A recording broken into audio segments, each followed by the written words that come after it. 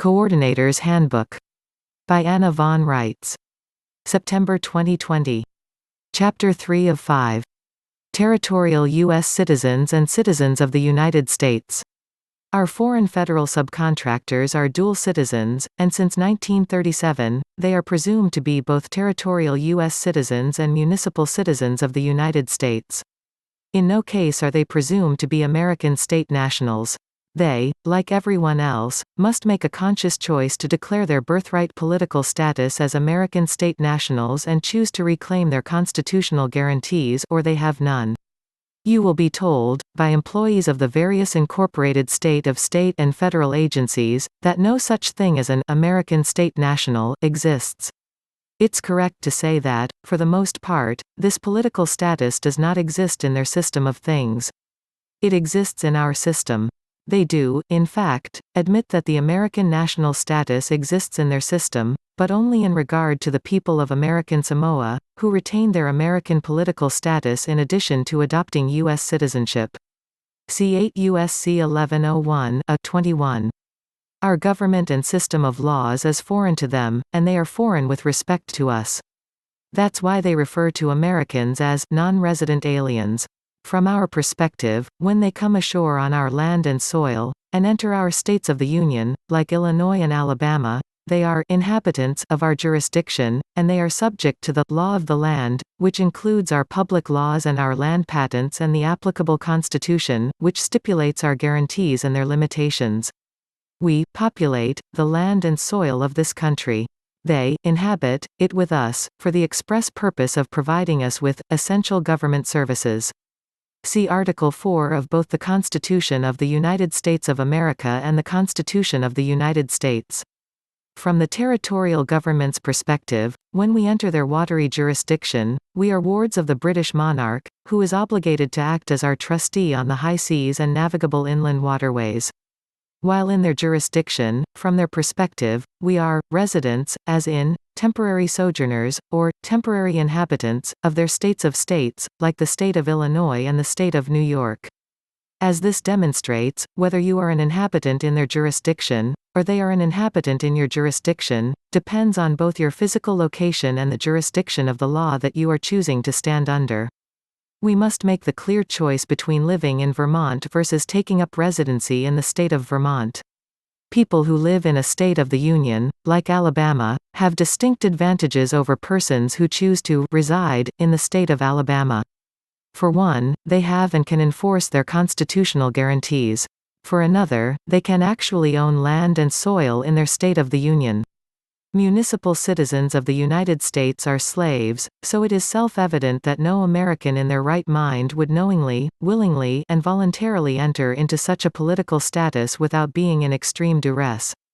Nonetheless, our two erstwhile federal subcontractors have conspired to evade their constitutional obligations and to mischaracterize us as both U.S. citizens and citizens of the United States, when in fact, we are neither. They have conferred these foreign political statuses upon us by a process of legal presumption and deliberate falsification of documents, resulting in registration of our names as property belonging to the British Crown and the issuance of both territorial and municipal birth certificates. Birth certificates are bank clearinghouse certificates issued upon chattel property standing as collateral for loans, slaves, in other words. The issuance of such certificates began with Franklin Delano Roosevelt's first inaugural address, in which he cryptically announced that the municipal citizenry was being sold into slavery to the banks for the purpose of collateralizing loans to the municipal government. None of this has anything to do with us. We have been third-party bystander and the employers of these monsters throughout, but they have nonetheless seized upon us under false pretenses and claimed that we are municipal citizens of the United States for their mutual graft and benefit at our expense. Getting the fact that we are individually and collectively not dual citizens and not part of their foreign governments through their self-interested heads takes knowledge, courage, and determination. The best way to deal with this is to be aware of the verbiage involved, to clearly say that you are an American and not a territorial citizen and not a municipal citizen of the United States, either one. You are an independent third party, and a non-resident alien, with respect to both. You are in fact their long-lost employer, returned, from over the seas, a lawful person owed good faith service and all constitutional guarantees. When employees of either brand of federal organization address you, and it does not have to do with issues delegated to them under the constitutions, and most especially, has nothing to do with the interstate manufacture, sale, or transportation of alcohol, tobacco, or firearms, they are trespassing against you and your lawful jurisdiction on the land and soil of this country. They should be educated and rebuked and sent on their way. On the other hand, if you enter their jurisdiction and threaten them in the course of doing their duties, you will be transgressing against them, and the penalties for doing so are severe.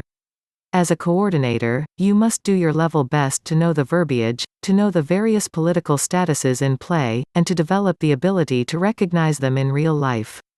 Most territorial U.S. citizens are in the military, are military dependents, or are retired military who, knowingly or unknowingly, are presumed to still be in territorial jurisdiction until they provide their branch of service commanders with notice that they have returned home to their birthright political status.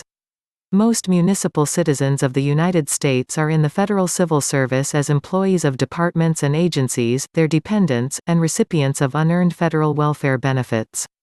Americans working or being in these capacities can also return home and reclaim their birthright political status as American state nationals as one of their dual citizenships. This secures their constitutional guarantees even while in federal service. Once they retire, quit, or accept their unearned benefits as gifts, they are free to return the rest of the way home. Having learned the difference between Americans and the two kinds of federal citizenry employed on our shores will help you to discern other issues of status, standing, rights, limitations, and law. End of Chapter 3. Links to the Coordinator's Handbook.pdf and video playlist is in the video description box.